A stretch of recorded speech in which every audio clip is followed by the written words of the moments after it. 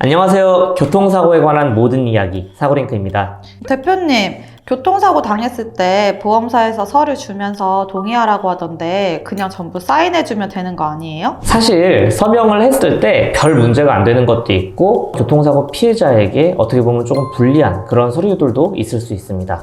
그러면 친절하신 대표님께서 교통사고가 났을 때부터 시간 순서대로 차근차근하게 설명해 주실 수 있을까요? 네, 그럼요. 구독자 여러분도 끝까지 시청을 해주시길 바라겠습니다. 자, 교통사고가 났습니다. 우선은 현장 출동 기사가 사고 현장으로 방문할 수 있어요. 이 사고 내용에 따라서 가해자의 현장 출동 기사만 올 수도 있고요. 경우에 따라서는 양쪽 둘 다 과실 유무에 따라서 피해자까지도 동시에 현장 출동 나올 수 있습니다. 이때 이 보험사 직원이 이 사고 당사자들에게 내미는 서류가 있을 거예요. 그 중에 첫 번째가 개인정보 열람 동의서입니다. 이게 개인정보법 바뀐 이후로 무조건 받아야 되는 서류가 되었는데요. 그럼 이 서류를 가지고 보험사에서는 어떤 일을 하는가라고 하면 일단 기본적으로 이 교통사고 피해자의 인적사항 그리고 사고 내용을 자기네들 보험사 전산에 담아서 운영하는 그런 부분에 대한 동의를 하게 되는 거예요. 그리고 이제 전산에 등록하게 되면 나중에 교통사고 피해자가 병원 가서 치료를 받으면 치료비가 발생하잖아요. 이 치료비를 그 병원에서 보험사에 청구를 할 때 보험사에서 교통사고 피해 당사자가 맞습니다라는 걸 확인하고 치료비를 병원에 지급하는 그런 역할도 하게 됩니다. 그런데 여기서 조금 중요한 포인트가 있습니다. 이 개인정보 열람 동의서를 동의를 하게 되면 과거에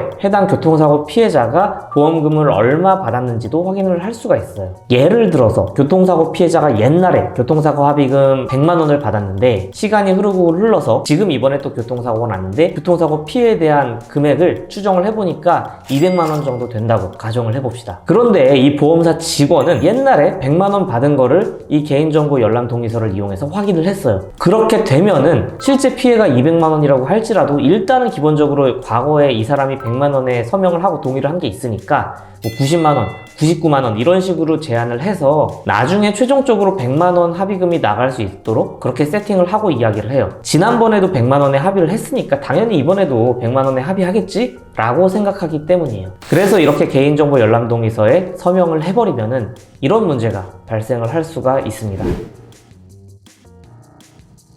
그 다음에 또 보험사에서 요청하는 서류 중에 하나는 의무기록 열람 동의서예요. 이 부분에 대한 동의를 하게 되면 내가 과거에 어떻게 치료를 받았는지 어디가 아파서 어떻게 치료를 받았는지에 대한 그런 부분까지도 보험사에서 열람을 할 수가 있습니다. 이 서류를 보험사에서 보는 가장 큰 이유 중에 하나는 예를 들어서 현재 교통사고로 인해서 허리 통증이 생겼다고 가정을 해봅시다. 그런데 보험사에서는 과거 의료기록들을 확인을 해서 이 사람이 허리디스크가 옛날에 있었다는 것을 확인을 했어요.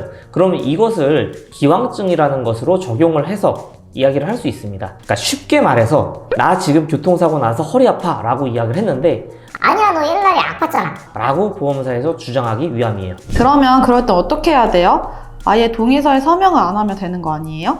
사실 서명을 했냐 안 했냐보다는 이 서명을 언제 했는가가 좀 더 중요한 것 같아요. 교통사고 피해자는 최종 합의서에 서명을 할 때 이 개인정보 열람 동의를 안 할 수는 없어요. 결국은 보험사에서는 전산에 입력을 해야 되고 그래서 보험금으로 지급을 해야 되고 이렇게 지급된 보험금은 보험개발원에 기록으로 다 남겨둡니다. 보험 사기 관련해서도 사실 이 기록이 남는 거는 지극히 당연한 일이에요. 어쨌든 다시 처음으로 돌아와가지고 사고 현장에서 이 개인정보 동의 해주세요 라고 요청이 들어왔을 때 반드시 서명을 해줘야 될 필요는 없습니다. 그리고 이후에 보험사 직원이 연락이 와서 개인정보 동의 해주세요 라고 한다고 하더라도 합의 전에 굳이 해줄 필요는 없습니다. 내가 합의할 때 이 합의금에 영향을 받을 수 있으니 저는 가급적 이 동의를 하지 않는 것을 추천을 드리고요. 그때 그냥 나한테 지금 이 동의 받으려고 하지 마라, 나중에 합의할 때 한 번에 해주겠다 라고 하면은 큰 문제가 없습니다. 그리고 그때 동의를 해주시면 됩니다.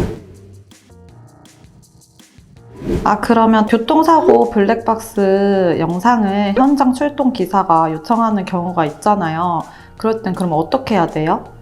그 부분은 사실 정말 좀 중요한 내용인데 제 생각에는 일단 이 보험사 현장 출동 기사가 네 편인지 내 편인지부터 정확하게 확인을 하는 게 중요하다고 생각을 합니다. 과거 영상에서도 한번 이야기를 한 적이 있었는데요. 내 블랙박스 영상 이거 분명히 내 겁니다. 이거는 경찰서에서 나와서 달라고 해도 난 이거 내 거니까 못 주겠다라고 당당하게 이야기할 수 있어요. 보는 것도 그렇고 이건 내 거기 때문에 당연히 거절할 수가 있습니다. 그래서 이 영상을 상대방 보험사한테 제공하는 것을 저는 가급적 추천해드리지는 않습니다. 예를 들어서 간혹가다 그런 경우 있어요. 이제 뭐 7대3으로 교통사고 났다고 쳐요. 차선 변경 사고인데 우리 쪽에 블랙박스 영상, 블랙박스가 달려있으니까 당연히 영상이 있는 줄 알겠죠? 그렇게 있는 줄 알고 현장에서는 상대 가해자가 사과를 했어요. 내가 차선 변경을 해서 사고가 난 것 같은데 미안하다. 그래서 이제 사고가 다 수습이 되고 현장 출동 기사가 왔어요. 그래가지고 수습을 하고 나서 이제 블랙박스 영상을 확인하려고 피해자한테 갔어요. 피해자가 갔는데 내가 지금 메모리카드 빠져 있어가지고 블랙박스 영상이 없다. 그렇게 현장 출동 기사에게 이야기를 했습니다. 그리고 당연히 현장 출동 기사는 상대방 쪽이니까 상대방 가해자의 귀에까지도 들어가게 된 거죠. 그래서 현장에서는 그렇게 잘못했다고 했던 사람이 나중에 보상 처리할 때는 내가 차선 변경하는 게 아니라 네가 차선 변경을 하지 않았냐, 나는 피해자다 라고 주장을 하면서 복잡해진 경우가 좀 있었어요. 그렇기 때문에 이런 일을 방지하기 위해서라도 상대방 보험사 현장 출동 기사한테는 굳이 블랙박스 영상을 이야기할 필요가 없습니다. 우리 보험사, 내 편인 보험사만 보여주는 게 좋고요. 영상 가져가라고 하고 대신에 상대방 보험사한테 절대로 넘기지 말라. 넘기기 전에 적어도 나한테는 허락을 받고 넘겨라 정도로 이야기하는 게 좋을 것 같아요. 자, 오늘 영상 도움이 되셨으면 구독과 좋아요, 알림 설정 부탁을 드리고요. 주변에 교통사고 나신 분이 있으시면 사고링크 유튜브 채널 그리고 사고링크 어플리케이션 소개해주세요. 그분들에게 큰 도움이 될 겁니다. 이만 사고링크였습니다. 감사합니다.